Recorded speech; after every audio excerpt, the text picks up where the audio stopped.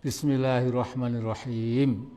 Penjajahan ekonomi asing makin sempurna.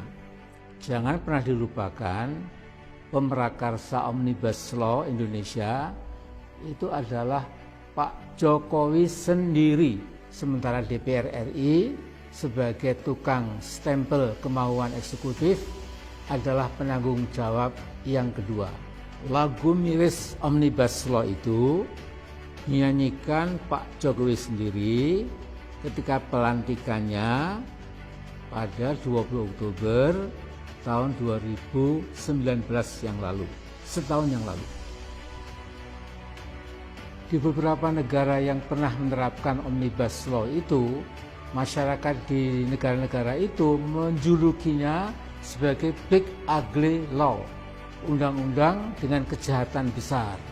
Umumnya negara-negara tersebut walaupun resminya masih memegang demokrasi, tetapi oleh banyak pengamat dan sebagian politisi, Omnibus Law atau Big Ugly Law itu sebagai praktek otoriterisme. Inilah yang terjadi di Indonesia, tetapi skalanya paling besar dibandingkan dengan negara-negara yang pernah mempraktekkan Omnibus Law itu.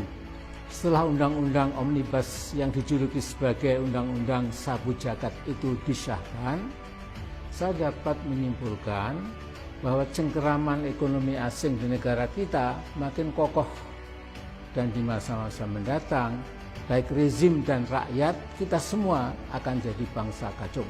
Saya tidak heran kalau para kacung asing itu akan berteriak kencang seolah-olah tidak ada yang salah dalam undang-undang itu. Para buzzers dengan bayaran uang haram akan memeras pikiran untuk mencari-cari pembenaran buat sesuatu yang jelas-jelas merugikan kepentingan bangsa sendiri. Omnibus Law adalah bukti paling akhir betapa negara dapat melakukan kezaliman multidimensional secara sekaligus. Saya tidak akan mengulangi betapa kaum buruh kita bakal lebih menderita karena outsourcing dapat menggusur kehidupan buruh sesungguhnya. Kemudian juga pesangonnya akan dikurangi, tidak ada lagi UMSK, penetapan UMK yang pasti dipersulit, tidak ada jaminan kesehatan, pemecatan buruh yang sepenuhnya menjadi hak pemodal, dan lain sebagainya.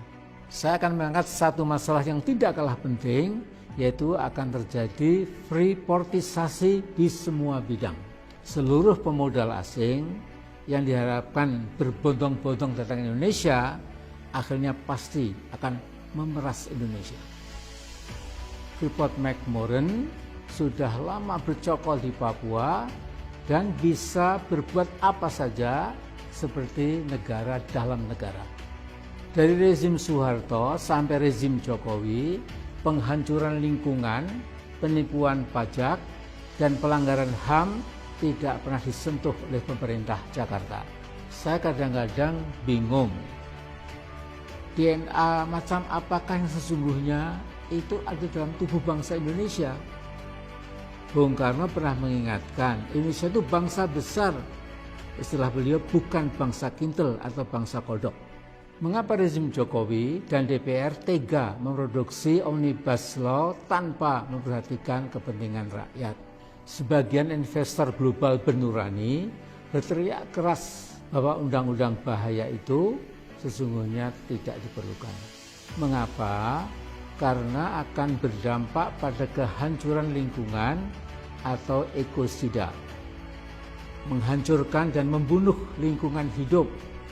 Reuters memberitakan ada 35 investor asing yang mengingatkan Indonesia jangan nekat mengesahkan undang-undang yang diprakarsai oleh Presiden Jokowi itu.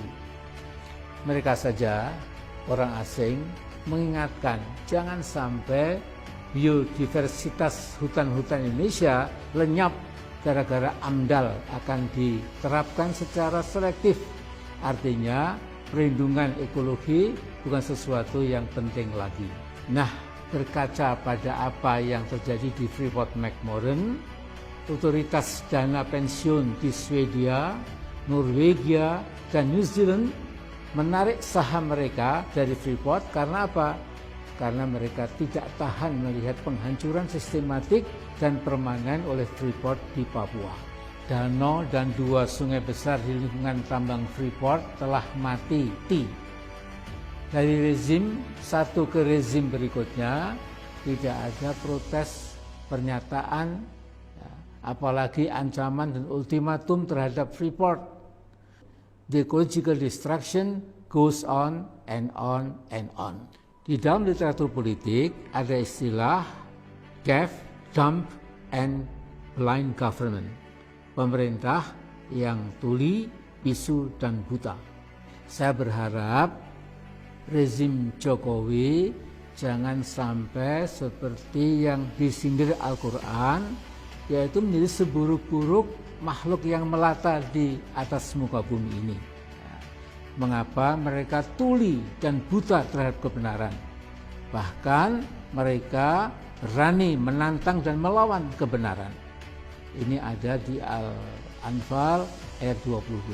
Pak Jokowi, cabut segera undang-undang yang berbahaya itu.